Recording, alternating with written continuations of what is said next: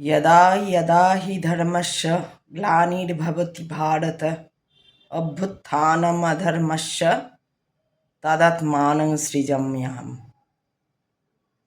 এই কথাটা আমরা সবাই জানি। আজকে কিন্তু আমরা দেখছি, তাই না? তো সকলকে শুভ সন্ধ্যা। আমি কিছুদিন ভিডিও নিয়ে আসতে পারিনি, আসতে পারিনি, কিছু কাজ ছিল। তো এই জন্য আজকে এলাম। আজকে যা বলেছিলাম লাস্ট ভিডিওতে, যে সবাই সতর্ক থাকুন, সবাই নিজের মধ্যে ভালো থাকুন, কেউ কারোর প্রতি হিংসা করবেন না। হ্যাঁ, কেউ কারুকে হিংসা করলে ওই হিংসা রাগ থেকেই যত সমস্ত অশান্তি এগুলো তৈরি হবে। সবাই যে যার নিজের মধ্যে যদি আমরা ভালো থাকি, তাহলেই আমরা আমার জায়গাটা, আমার ঘরটা, আমার এরিয়াটা, আমার শহরটা, আমার রাজ্যটা ভালো থাকবে। সব কিছু আমাদের হাতে নেই, এটাও মেনে নিতে হবে যে সমস্ত কিছু আমাদের হাতেই নেই। মানে সমস্ত কিছু কেন, কোনো কিছুই বলতে গেলে আমাদের হাতে নেই। এবার এটাকে ভালো করে ভাবা, এটার মধ্যে থাকা যে আমাদের হাতে কিন্তু কিছু নেই। তো সেইভাবে নিজেকে এগিয়ে নিয়ে যাওয়া, দেখতে দেখতে এগিয়ে নিয়ে যাওয়া। এই যে একটা ভারতের ওপরে সংকট, ভারতের সংকট সেই হিসাবে বলবো না আমি, কারণ যে লড়তে জানে তার কাছে লড়াইটা কখনো সংকট হয়ে আসে না, বরং সে সবসময় শান্তিতে। ভারত একমাত্র দেশ যেখানে বিভিন্ন রকমের ভাষাভাষীর লোক, বিভিন্ন রকমের লোক, বিভিন্ন কালচারের লোক একসঙ্গে থাকে, এক ছাদের তলায় থাকে। কিন্তু এখানে প্রবলেমটা হয়ে যাচ্ছে যে অনেকে আবার তার মধ্যে যেখানে ওই যে বলে না যে জিস থালে মে খা রা হ্যায় উসি কো ছেদ কর রা হ্যায়। তো অনেকে এরকম যে মানসিকতার রয়েছেন, যেখানে খাচ্ছি সেখানেই ছেদ করছি। তো এরকমভাবে দল নিয়ে দল করে করে যারা বিভক্ত হয়ে গিয়ে ভারতেই খেয়ে ভারতেরই থালা ছেদ করছে, তাদের কিছু বলার নেই। কারণ কি, এরকম মানুষ আসবে বলেই তো ধ্বংসটাও আসবে। কারণ সৃষ্টি যখন আছে তখন ধ্বংসও আছে। তাহলে এই রকম মানুষরা আসবে বলেই, আছে বলেই, থাকবে বলেই, আবার ঘুরে আসবে বলেই ধ্বংসটাও হবে। কিন্তু ধ্বংস হবে মানে পুরো ধ্বংসও হয়ে যাবে না। আবার সৃষ্টি মানে যে একদম সব কিছুই সুন্দর, একদম তা না। সৃষ্টি হচ্ছে ধ্বংসের আরেকটা রূপ। সৃষ্টির মধ্যেই ধ্বংসের বীজ, সৃষ্টির মধ্যেই ধ্বংসের বীজ রয়েছে। তো সেই জন্য আমার আজকের টপিক হচ্ছে যে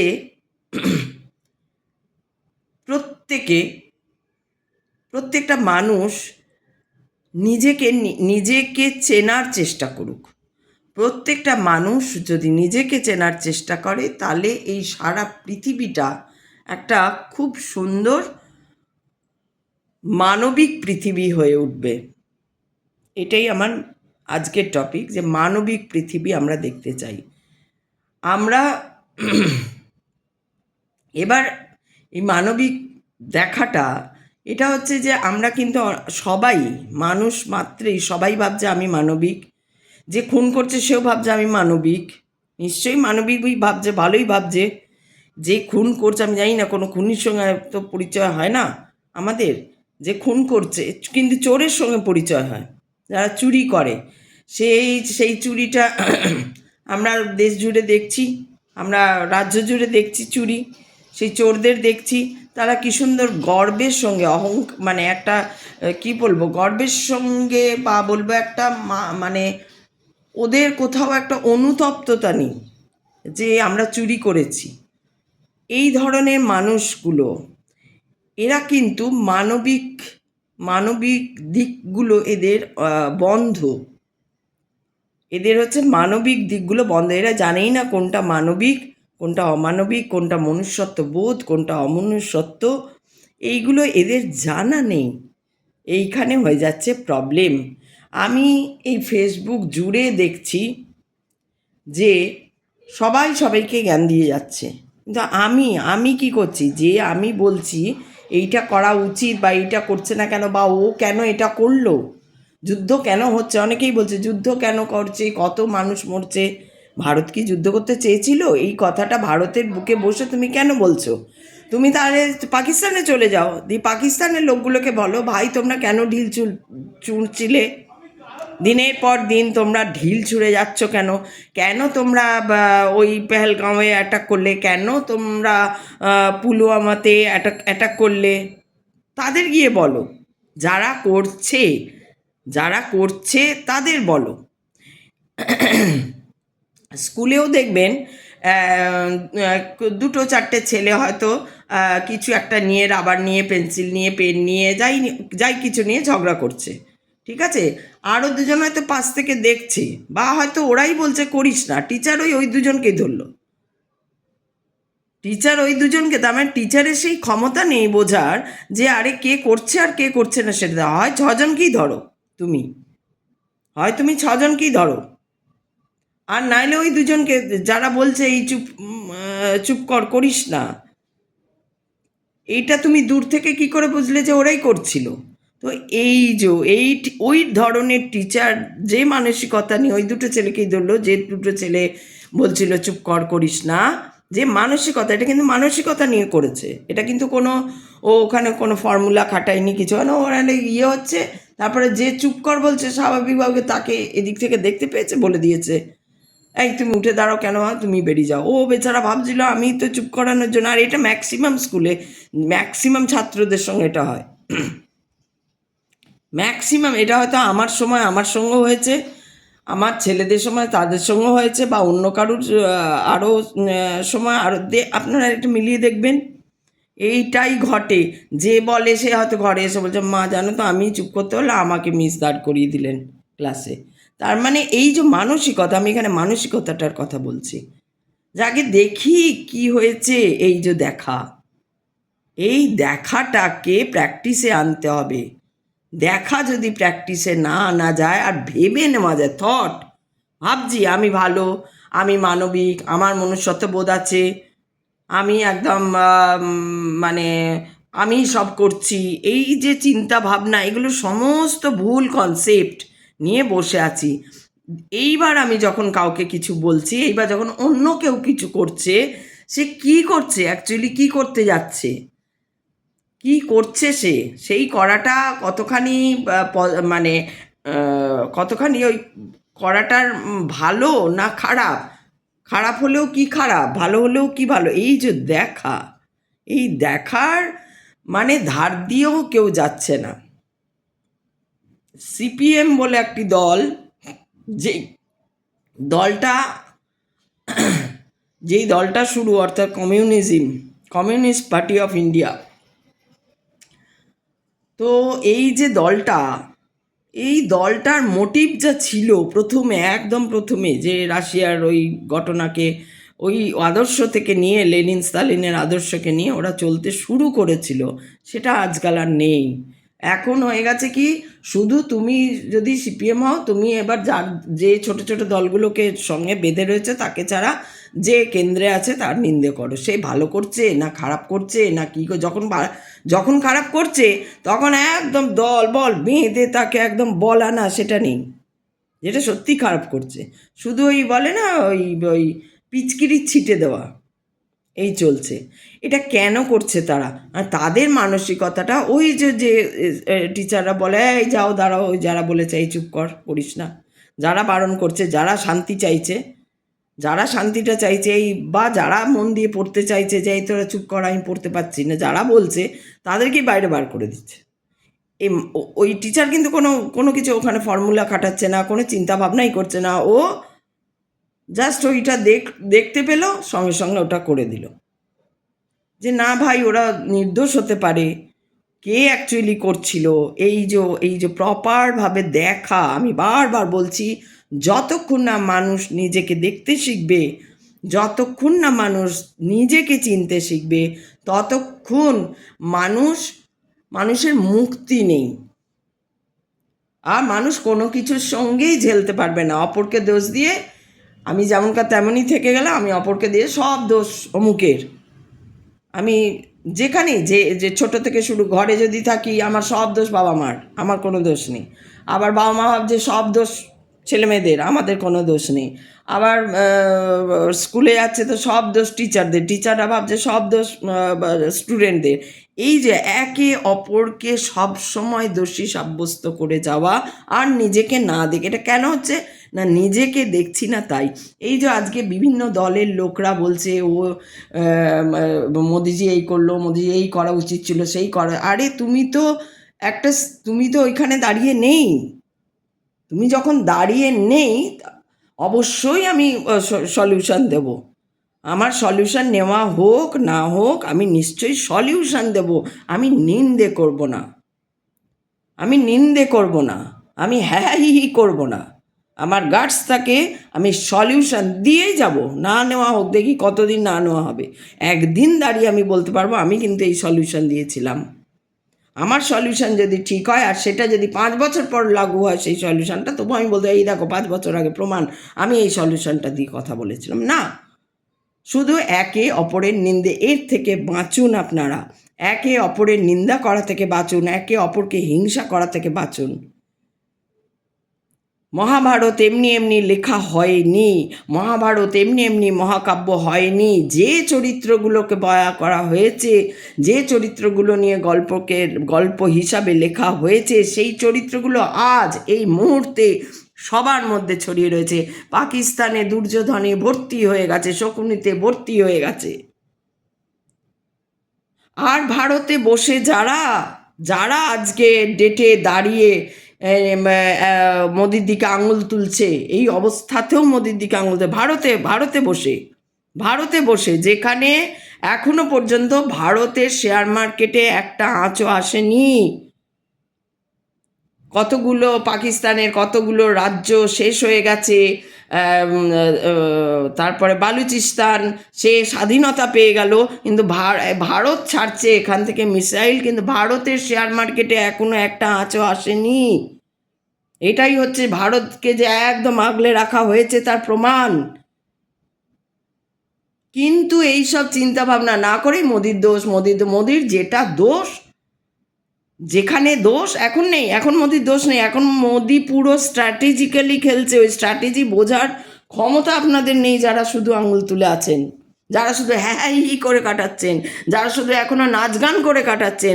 দেশের এই সংকটে যাদের একবারও মনে পড়ছে না আমরা ভারতীয়, একবার অন্তত হলে জয় হিন্দ বলি, একবার অন্তত হলে ভারত মাতার জয় বলি, একবার অন্তত হলে আমার কিছু ইয়ে থেকে কাটিং করে কোনো জওয়ানদের উদ্দেশ্যে একটা ফান্ড দিই, একবারও মনে হচ্ছে না। আমার রেস্টুরেন্টটা দামি রেস্টুরেন্টে যাওয়া থেকে কাটিং করে, বা বেড়াতে যাওয়া, এখনও লিখছেন অনেকে, কাল সিকিম যাব, পরশু অমুক যাব, কি করে যাব কি যাব না, ওই টাকাটা জওয়ানদের দিন। তবে আমি বুঝবো আপনি ভারতীয়। আপনি ভারতে থেকে নিজেকে ভারতীয় বলতে লজ্জা পাচ্ছেন কেন, ভয় পাচ্ছেন কেন, খারাপ লাগছে কেন আপনার ভারতীয় বলতে? কেন? যদি লাগছে বেরিয়ে যান, দম থাকে ভারত থেকে বেরিয়ে যান। আজকে ভারতের এই অবস্থায় আপনাদের প্রত্যেকে ইচ অ্যান্ড এভরি পার্সনের ভারত মাতা কি জয়, অন্তত এই কথাটা বলা উচিত।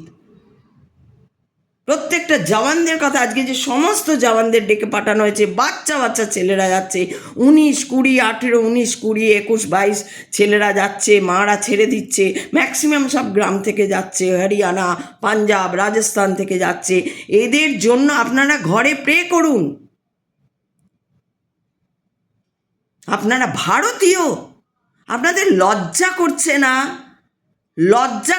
এখন নাচা গানা, খাওয়া দাওয়া, বেড়াতে যাওয়া এইসবের কথা ভাবতে। আর জুন মাস থেকে যদি এটা কন্টিনিউ হয়, জুন জুলাই মাস থেকে তো যেতেই পারবেন না। এখন একে অপরের সঙ্গে মিশে মিশে থাকুন, লেগে লেগে থাকুন। আগামী 6টা মাস বা 26 পর্যন্ত কি ভয়ঙ্কর যে দিন আসবে সেটা আপনারা ভাবতে পারছেন না। আপনারা হ্যাঁ ই করছেন, কাউকে নিয়ে হ্যাঁ ই করছেন। আপনারা, আপনাদের মাথায় কি বুদ্ধি নেই? জানি না আমি, আমার তো মনে হয় আপনাদের মাথায় বুদ্ধি নেই। একে অপরকে এখন এখন যখন যুদ্ধ লেগে গেছে, যে পাকিস্তান সারা জীবন আমাদের জন্মের আগের থেকে জ্বালিয়ে যাচ্ছে ভারতকে, আপনার বাড়িতে ঢুকে যদি অন্য প্রতিবেশী আপনাকে এসে এরকম করে জ্বালায়, আপনি রাখবেন তো তাকে? কিছু বলবেন না তো? আমি যদি এখন আমার পাশের বাড়ি গিয়ে রোজ একটা যখন র্যান্ডামলি আমি যাচ্ছি, গল্প করছি বা যা খুশি নিজের মতো করছি, কেউ মেনে নেবেন? মানবেন না। আপনার প্রাইভেসি নষ্ট হবে। এই সামান্য কমন সেন্সটা আপনাদের মধ্যে নেই। আপনারা হ্যাঁ হি করছেন এখনো। আমি তো অবাক হয়ে যাচ্ছি। কারুর বয়স 50, কারুর 40, কারুর 60, 70, 80, তারা একবারও বলছে না আর একদম এইটাই ঠিক হয়েছে, আমরা ভারতীয়, আজকে আমরা ভারতীয়। পরে আমরা করব, পরে যখন ভোটের অমুক হবে তসুক হবে, আমরা আমাদের সুবিধা মতন কাজ পাবো না, তখন বলবো। নিশ্চয়ই বলার সময় আছে, 100 বার বলবো। যে অন্যায় করবে, আমি বারবার আমার ভিডিওতে বলি, যে অন্যায় করবে সে অন্যায়, সে বাবা মা হোক, পেটের ছেলে মেয়ে হোক, বা মন্ত্রী হোক, তান্ত্রিক হোক, যাই হোক, যদি সে অন্যায় করে সেই অন্যায়টা অন্যায়। মমতা অন্যায় করলে 100 বার অন্যায়, ফেলে দিন মমতাকে। মোদি অন্যায় করলে ফেলে দিন মোদিকে। কিন্তু ঘরে বসে হ্যাঁ হি, আর রেস্টুরেন্টে বসে হ্যাঁ হি, এই সময় মানায় না। এই সময় খুব খারাপ লাগে, দৃষ্টিকটু লাগে। সব কিছুর একটা সৌজন্য বোধ আছে, এই সময় ব্যাপারটা খুব দৃষ্টিকটু লাগে। আপনি চিন্তা করুন তো, আপনার বাড়িতে যদি কারুর খুব বড় একটা অসুখ হয়েছে, আর সেখানে গিয়ে যদি কেউ হ্যাঁ হি হি করে বা ওইরকম ধরনের কথাবার্তা বলে, আপনার ভালো লাগবে? আপনার তখন মনে হবে না আমার বলে এত কষ্টের দিন, আমার বলে পা ভেঙে গেছে, হাত ভেঙে গেছে, বা আমার কারুর একটা কিছু এত বড় অসুখ হয়েছে, সেই নিয়ে কথা না বলে এরা অন্য অন্য কিছু নিয়ে কথা বলছে? ঠিক সেরকম আজ ভারত যখন দাঁড়িয়ে একটা লড়াইয়ের উত্তর দিচ্ছে, জবাব দিচ্ছে, গাটস আছে ভারতের। আমরা গর্বিত, আমরা ভারতীয় আজ গর্বিত যে মোদিজির মতো লোক এসছে। মোদি না থাকলে উড়ে যেতেন, এতদিনে উড়ে যেতেন। কোথায় যেতেন কিন্তু কেউ কিছু জানে না। মাথা সত্যি কেটে ভাগীরথীর জলে ভাসিয়ে দেবো বলেছিল তৃণমূলের একটা মন্ত্রী। সত্যি ওরা তাই করতো। এখনো দেখুন পশ্চিমবঙ্গের পাকিস্তানিরা চুপ হয়ে গেছে, পশ্চিমবঙ্গে পাকিস্তানিতে ভরে গেছে, তারা চুপ হয়ে গেছে। মোদি যে জবাবটা দিয়েছে তার জন্য পশ্চিমবঙ্গে পাকিস্তানিরা চুপ করে রয়েছে। এইবার আপনারা মোদিকে বলুন যে ওইখানে যেই না পাকিস্তান হবে, এইবার আমরা পশ্চিমবঙ্গ চাই। আমরা রবীন্দ্রনাথের পশ্চিমবঙ্গ চাই, আমরা বিবেকানন্দের পশ্চিমবঙ্গ চাই, আমরা বিদ্যাসাগরের পশ্চিমবঙ্গ চাই, আমরা রামমোহন রায়ের পশ্চিমবঙ্গ চাই, আমরা ক্ষুদিরামের পশ্চিমবঙ্গ চাই, আমরা বিনয় বাদল দীনেশের পশ্চিমবঙ্গ চাই। আমরা আমাদের পশ্চিমবঙ্গ চাই। অন্য কেউ এসে পশ্চিমবঙ্গ রাজ করবে ব্রাহ্মণ সেজে বা হিন্দু সেজে, আর যেন এটা না হয়। এবার এটা আপনার দেখা উচিত। না দেখলে বলুন কেন দেখছেন না, এইখানে মোদির ওপর আঙুল তুলুন। দম থাকে তো, বেসিক্যালি হচ্ছে আপনাদের দম নেই, আপনারা মূর্খ, আপনারা জানেন না কিছু। দুটো উপর বই। কেন কেন কমিউনিজম কাকে বলে? কোথা থেকে এটা এসছিল? লেনিন কোথাকার, স্তালিন কোথাকার, কত সালে ঘটনা ঘটেছিল, এইসব বিষয় পড়াশোনার নেই। ওই যে ইপসিতা ধর্নাকে একটা কি বলেছে, যুদ্ধ মুক্ত সুখ, আপনি ছেড়ে দেবেন ইপসিতা? আপনি আমার থেকে অনেক ছোট। আপনার বাড়িতে যদি কেউ এসে লাগাতার ঢিল ছড়ে আপনার দরজায়, আপনি ছেড়ে দেবেন? বা গুলি করে মারে আপনার বাড়ির লোককে, আপনি ছেড়ে দেবেন? আপনার লজ্জা লাগছে না কথাটা বলতে? কিভাবে পেহেলগাঁওয়ে যে সিঁদুর উজড়ে গেল, আপনার লজ্জা লাগছে না ওটা বলতে? আপনি ওটা দেখলেন না? ওই মহিলাটাকে দেখলেন না? আপনার পাকিস্তানের জন্য একবারে দরদ উতলে উঠছে? তো চলে যান, চলে যান, ছাড়ুন, ভারত ছাড়ুন। আমরা তো চাই আপনারা এই সব মিশিয়ে ভারতের 140-50 কোটি করে দিয়েছেন। আসলে হয়তো দেখা যাবে ভারতীয় খুবই কম, আমরা শান্তিতে বেশ খেয়ে পড়ে বাঁচি। আপনারা ওই কোথা থেকে এসে জুড়ে বসছেন, আর তারপরে অধিক কোথা থেকে এই এই দলের ওই দলের করে কোথা থেকে যে কি 2 নম্বরই পয়সা রোজগার করছেন, আর গাড়ি আর 4টে বাড়ি কিনে আপনারা তো মাথায় চড়ে বসছেন। আপনারা চলে যান ভারত থেকে, চলে যান, আপনারা ভারত থেকে চলে যান। ভারতকে না পোষায়, ভারতকে ছেড়ে দিন, আমাদের বাঁচতে দিন। আমরা ভারতীয়, আমরা গর্ব করে বলি আমরা ভারতীয়, আমাদের কোনো দল নেই, আমরা শুধুই ভারতীয়।